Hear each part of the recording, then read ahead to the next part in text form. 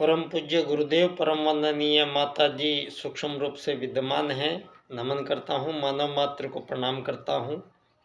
और आदि शक्ति माँ गायत्री प्राणों की देवी है। और हमारी सनातन संस्कृति में सर्वप्रथम आवाहन जब देव सत्ताओं का हुआ, परम सत्ता परमात्मा के मन का विचार जब बाहर प्रकट रूप से आने को हुआ, जब सृष्टि की संरचना का अध्याय क्रम प्रारंभ हुआ, तो परम सत्ता परमात्मा जो स्वयं में सनातन है। सनातन शब्द का मतलब है कि जिनका कोई आगमन का समय नहीं है, ना कोई उनका अंत है, ना कोई आदि है। तो जो हमेशा से सदा ही विद्यमान रहने वाली सत्ता, वो परमात्मा सत्ता है। तो यहाँ दोस्तों, परमात्मा का विषय प्रत्येक मानव को प्रत्येक जन्म में, प्रत्येक काल में, ये प्रत्येक मानव के अंतर मन में ये चलने वाली एक प्रोसेस का हिस्सा रहा है कि वो स्वयं के बारे में भी मानव आजीवन अपने आप को जानने का प्रयत्न करता रहता है। और दूसरा जो विषय मानव का मुख्य रूप से प्रत्येक जीवन काल में प्रस्तुत होता है, वो है परमात्मा के विषय में ज्ञान करना। ये बात साबित करती है कि मानव जो आज हम जी रहे हैं, हम में आज भी प्रत्येक मानव इन दोनों ही विषयों से आबद्ध जीवन जीता है। वो स्वयं के बारे में भी मूल्यांकन करता है और परमात्मा के विषय में भी चिंतन करता है। और इन्हीं का जो यथार्थ रूप प्रत्येक समाज, समय और काल, स्थिति परिस्थिति में जो विनिर्मित होता है, वो धर्मों के रूप में यहाँ परमात्मा सत्ता के विषय में जानकारी प्राप्त करना जो विषय है, इस विषय को धर्म विज्ञान के अंतर्गत समझ लिया गया है। और ये जो धर्म विज्ञान है, इसमें धर्मों की अलग अलग क्रिया पद्धतियाँ, जिन प्रकार से हम लोग कोई वैज्ञानिक अनुसंधान करते हैं, तो वैज्ञानिक अनुसंधान में किसी में पोटेशियम परमैंगनेट कैल्शियम के साथ मिला देते हैं, किसी में मैग्नीशियम के साथ मिलाकर देखते हैं। तो इस प्रकार से हमारे जो आदि पूर्वज धरती पर प्रारंभिक काल में मानव आए हैं, उनके संबंध में जो सारी दुनिया में भ्रांतिपूर्ण ये जो चित्रण किया गया है, और उसी का परिणाम रहा है कि सारी मानव जाति आज स्वयं के बारे में अज्ञान रूप से अज्ञानी बनकर और अपने मानव जीवन को बहुत ही दयनीय और यातनाओं की स्थिति परिस्थितियों में मानव जीवन अपने जीवन क्रम को पूर्ण कर रहा है। दोस्तों, मानव का धरती पर आने का सबसे महत्वपूर्ण जो उसको प्राप्त करना है, वो प्राप्त करना होता है संतोष।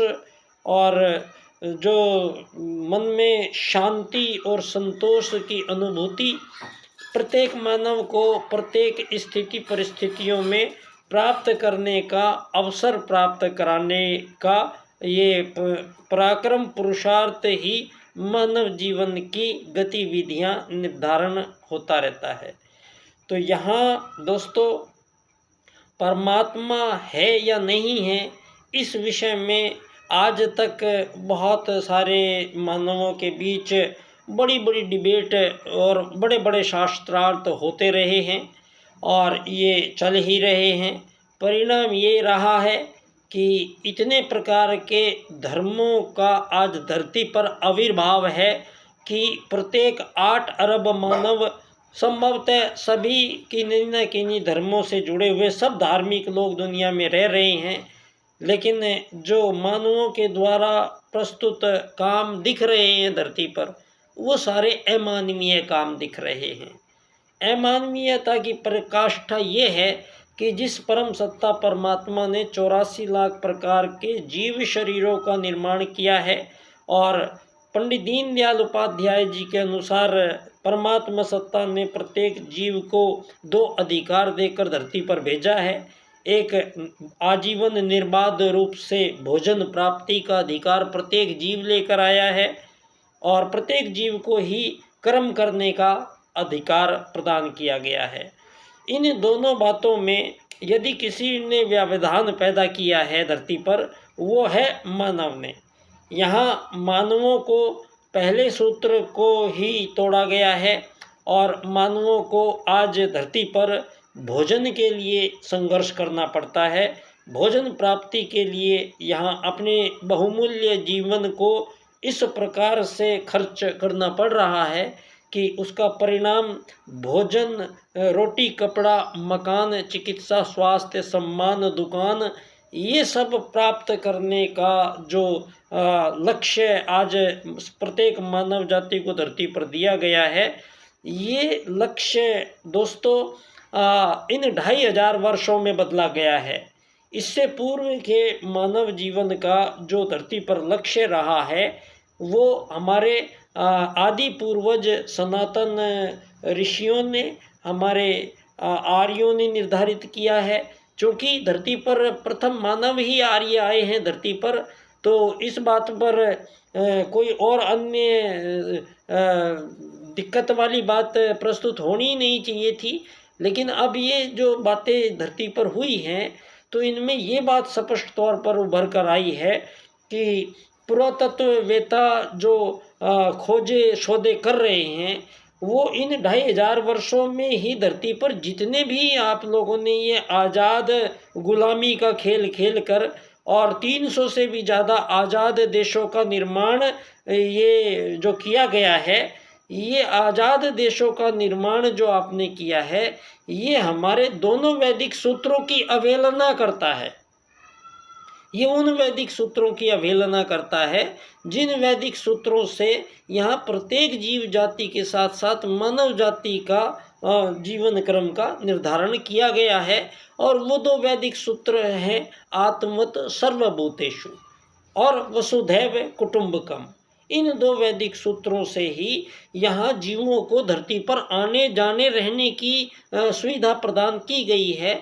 और पंडित दीनदयाल उपाध्याय जी के अनुसार यहाँ मानवों के बीच किसी भी प्रकार का कोई भी विभाजन या विभेद हमारे वैदिक सूत्र आत्मवत सर्वभूतेषु को स्वीकार नहीं है। यहाँ तक कि मानव ने जो आज प्रत्येक जीव जंतुओं को जो मार कर उनका भक्षण किया जा रहा है, ये मानव को कदापि उसके अंडर में मानव के अधिकार क्षेत्र में किसी भी जीव को मारकर और खाने का प्रावधान यहाँ परमात्मा सत्ता ने नहीं किया है। इसी के लिए आत्मवत सर्वभूतेषु के सूत्र का सृजन धरती पर प्रथम बार किया गया है। और इसी वैदिक सूत्र के कारण ही आप लोगों ने चिड़िया, तोते, हाथी, कबूतर, शेर, बंदर, मधुमक्खी, जितने भी जीव हैं सब आपने देखे होंगे। तो जो आपस में एक ही प्रजाति के जीव हैं, वो सब आपस में झुंड बनाकर रहते हैं। सब झुंड बनाकर धरती पर प्रत्येक एक प्रजाति के जीव झुंड बनाकर रहते हैं। कोई भी उनमें से अकेला एक रहने के लिए अलग नहीं जाता है। ये साबित करता है कि परमात्मा सत्ता ने आत्मवत सर्वभूतेषु के सूत्र के अनुसार प्रत्येक जीव के बुद्धि के अंदर ये सूत्र को एक स्वभावतः ही फिट किया गया है, जिसके अनुसार यहाँ धरती पर छोटे बड़े जीव आपस में अपनी प्रजाति के जीवों के साथ वो जीवन व्यवहार का निर्धारण करते हैं। किसी में कोई त्रुटि नहीं आई है इन लाखों करोड़ों वर्षों में। मधुमक्खी के छत्ते में एक वो रानी मक्खी करोड़ों साल से उन्हीं सार्वभौमिक सिद्धांतों के अनुसार एक पूरे देश का शासन जिस प्रकार चलाया जाता है, उस प्रकार से एक रानी मधुमक्खी अपने हजारों मक्खियों को आजीवन शांति से, प्रसन्नता से, कर्म में निरत रहते हुए और सामंजस्यपूर्ण तरीके से कितनी शानदार तरीके से ये सारी मानव जाति के लिए जो एक बहुत ही बड़ी सीख दे रही है कि मानव जाति के बीच में इन 2500 वर्षों में जो विभाजन और विभेद पैदा किए गए हैं, ये पंडित दीनदयाल उपाध्याय जी इसका खंडन करते हैं। और इस बात को पहली बार कोई राजनेता धरती पर कहता है कि मानवों के बीच सबसे बड़ा विभाजन जो किया गया है वो है अमीर मानव बनना और गरीब मानव बनाना। दोस्तों, ये अमीर बनाना और गरीब बनाना, ये जो प्रावधान धरती पर हुआ है, ये हमारे वैदिक सिद्धांतों के अनुरूप नहीं है। पंडित दीनदयाल उपाध्याय जी अर्थायाम के राजनीतिक सूत्र से स्पष्ट करते हैं कि यहाँ मानव जो रहते आए हैं वो कोई 2500 वर्षों से मानव धरती पर नहीं आए हैं, जो पश्चिम के द्वारा, इस विज्ञान जगत के द्वारा ये सारी दुनिया को भ्रम में डालकर जो डार्विनवाद और चार्ल्सवाद के सिद्धांतों के अनुसार मानव जीवन की उत्पत्ति के संबंध में जो भ्रांतिपूर्ण ये अवधारणाओं का प्रसार और ज्ञान कराया जा रहा है सारी धरती पर, मेरा सबसे पहले सारी दुनिया के बुद्धिजीवियों से ये हाथ जोड़कर निवेदन है कि इन पाठों को तुरंत जला दिया जाए धरती से। ये जो पाठ पढ़ाए जा रहे हैं ये आज आपके नासा ने ही गलत साबित कर दिए हैं। नासा ने भगवान श्री राम द्वारा बनाया गया श्री राम सेतु पुल का जो चित्र पूरा का पूरा आज आपके सामने प्रस्तुत किया है, उस चित्र पर जो लिखा गया है वो 5 से 7 हजार वर्ष पूर्व भारत में मानव निर्मित पुल की बात नासा ने मान ली है। तो अब 2500 सालों में जितने भी आप आज़ाद देश बने हो, जितने भी धरती पर नए नए आज़ाद देश आए हैं, ये सारे के सारे 2500 सालों में आए हैं। जितने भी धरती पर ये नए नए प्रकार के धर्म पैदा हुए हैं, ये पिछले 2500 वर्षों में आए हैं। मानवों के बीच ये जो अमीर गरीब मालिक नौकर का जो खेल खेला गया है, ये पिछले 2500 वर्षों में खेला गया है। मानवों के बीच जो यहाँ ये जो गुलाम बनाना, प्रताड़नाएं देनी, मानवों में विभाजन करना और हमारे ही लोगों ने उस वेद के उन महत्वपूर्ण सूत्रों को ताक पर रख दिया गया केवल इस वजह से कि यहाँ पर आर्यों को धरती पर प्रथम राजनीति प्रदान करनी पड़ी सतयुग के बाद में। तो प्रथम राजनीति के प्रदाता आर्यों ने भली भांति मानव के बारे में यहाँ प्रथम मानव आर्य हजारों सालों की आयु लेके आते थे और अध्यात्म जीवन ही उनके जीवन का ध्येय और लक्ष्य था।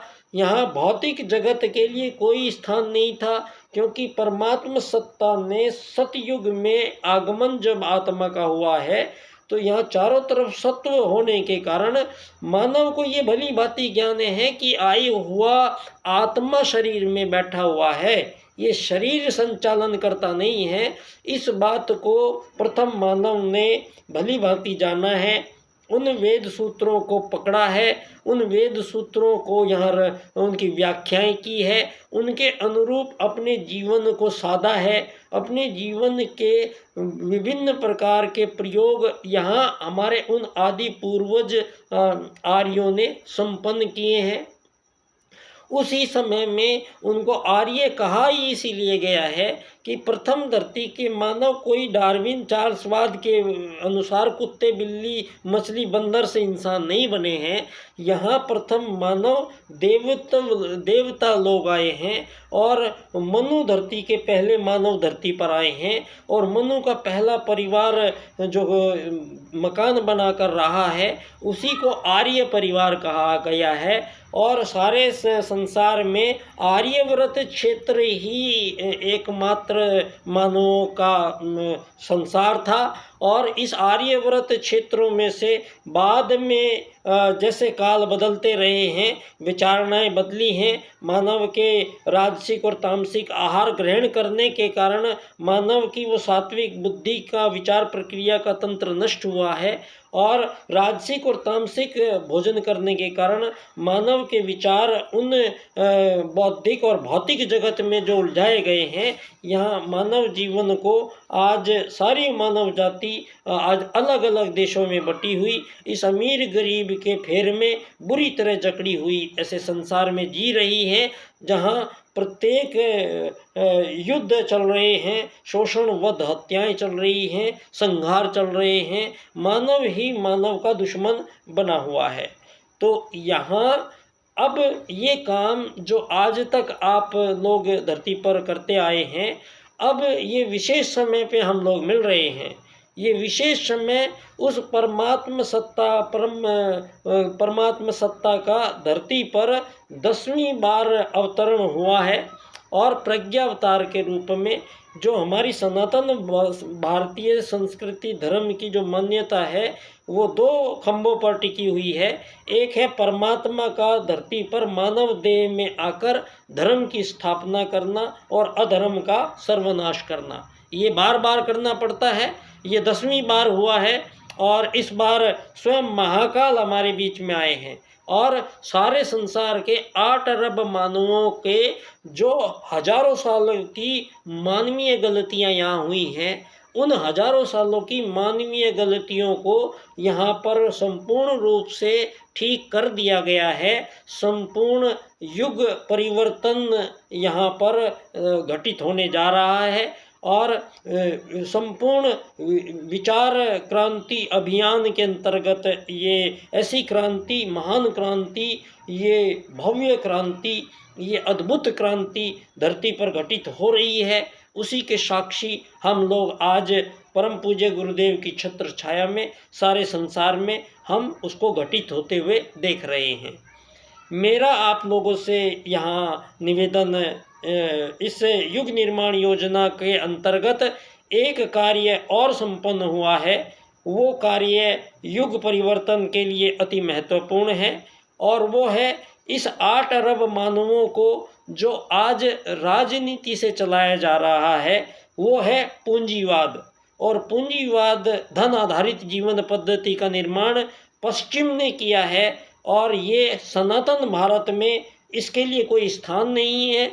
इस बात को प्रथम बार पंडित दीनदयाल उपाध्याय जी, जो परम पूज्य गुरुदेव के प्रथम शिष्य हैं, उन्होंने धरती पर पहली बार ये बात कही, और उन्होंने मानव को परिचय पुनः प्राप्त कराने के लिए विश्व को बोला गया है, और मानव को उसकी मूल पहचान के साथ मानव का परिचय प्राप्त किया गया है।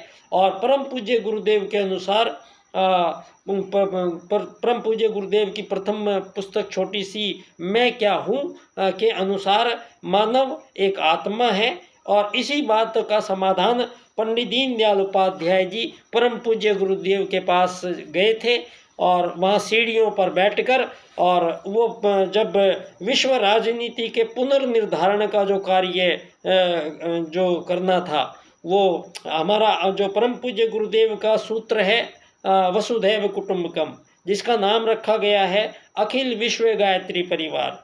इसका अर्थ होता है सारे संसार के संपूर्ण प्राणियों का परिवार बनने जा रही है ये धरा, और सारे संसार को परम पूज्य गुरुदेव ने पहले ही घोषणा की है, सारे संसार के मानवों को एक ही धुरी पर आना पड़ेगा, एक ही धर्म से चलना पड़ेगा, एक ही हर चीज़ से चलना पड़ेगा। ये जो विभाजन विभ्रांतियाँ हैं, इनका संपूर्ण निराकरण परम पूज्य गुरुदेव संपूर्ण युग निर्माण योजना के माध्यम से कर रहे हैं, जिसमें एक मुख्य सूत्र है आत्मत सर्वभूतेषु की सिद्धि। इस बार धर्म क्षेत्र से निकालकर राजनीतिक रूप से स्थापित करने का पराक्रम भरा कार्य परम पूज्य गुरुदेव ने अपने प्रथम शिष्य पंडित दीनदयाल उपाध्याय जी को सौंपा है। और पंडित दीनदयाल उपाध्याय जी ने सारे संसार के सम्मुख 4 राजनीतिक सूत्र प्रस्तुत किए हैं। इन 4 राजनीतिक सूत्रों का एक विशेष क्रम से हम व्याख्यान करेंगे। तो वस्तुतः क्या बात दीनदयाल जी चाहते थे वो सारे संसार के सामने प्रकट होगी वो बात।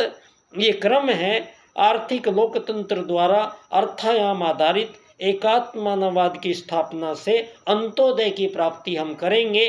तो सारे संसार से दोस्तों जितने भी ये हजारों सालों से युद्ध, शोषण, वध, हत्याओं का लंबा सिलसिला चल रहा है, जो मानवों को इस कदर आज विवश सारी मानव जाति त्राही त्राही कर रही है और अपने अपने ऊपर बरसाए गए कोरोना बम, परमाणु बमों का इंतजार कर रही है। और इस प्रकार की ये धन आधारित राजनीति ने, इस पूंजीवादी लोकतंत्रवादी राजनीति ने आज सारे संसार में मानवों के बीच ऐसे विभेद पैदा किए हैं। इन सब का समापन पंडित दीनदयाल उपाध्याय जी के ये 4 सूत्र भली भांति करते हैं और एक नए युग के नवसृजन का जो विधान प्रस्तुत किया गया है वो परम पूज्य गुरुदेव ने 18 सूत्रों को मिलाकर नए युग का नया संविधान, जो कि राजनीतिक विषय है, वो पहले ही लिख के जा चुके हैं। तो उसी संविधान को सारे विश्व पे इम्प्लीमेंट करना गायत्री परिवार का प्रथम दायित्व है। और जनसंघियों का, जो दीनदयाल उपाध्याय जी को समझना चाहते थे, जो दीनदयाल जी को जानना चाहते थे, उनके लिए उनके अर्थायाम से और एकात्मवाद से इस सारी धरती को अपने चश्मे से देखना पड़ेगा, तो बात समझ में आएगी। अभी तक आप लोगों की बात समझ में आई नहीं है, तो बात समझ में आने के लिए ये जो 2 चित्र यहाँ पर लगे हुए हैं, इन चित्रों के बीच की जो बातें हैं वो आपको सुननी पड़ेगी, समझनी पड़ेगी, तब आपको इस युग परिवर्तन में दीनदयाल उपाध्याय जी की भूमिका का आपको मार्ग दिखाई देगा, जो पहले ही परम पूज्य गुरुदेव ने अपने प्रताप में, अपने संरक्षण में रखा गया है।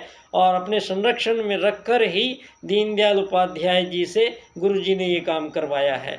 बहुत बहुत धन्यवाद। बच्चा डॉक्टर पंडित दीनदयाल उपाध्याय जी की जन्मस्थली पर परम पूज्य गुरुदेव ने पिछले 25 साल से कुछ इसी काम के लिए मुझे रखा था। ये कार्य अब समझ में आया है और इसको पूर्ण करने में 22-23 साल मेरे लगे हैं। इनके चारों राजनीतिक सूत्रों की व्याख्या करने की जिम्मेदारी मुझे बच्चा डॉक्टर यहाँ नाम दिया है, लेकिन मैं अपने उस सपनों के विश्वविद्यालय का छात्र हूँ, देव संस्कृति विश्वविद्यालय का छात्र हूँ। वहाँ से ये अग्नि को तैयार किया गया है और ये अग्नि एक ऐसी अग्नि के रूप में है जिसको धन आधारित जो जीवन पद्धति के समापन का कार्य जो यहाँ संभव हुआ है, उसी को व्याख्यायित करने के लिए मुझे गुरुजी ने ये अवसर दिया। मेरा ये सौभाग्य है। मैं अपने आप को कृतज्ञ धन्य मानता हूँ। आप सभी को प्रणाम करता हूँ। बहुत बहुत धन्यवाद।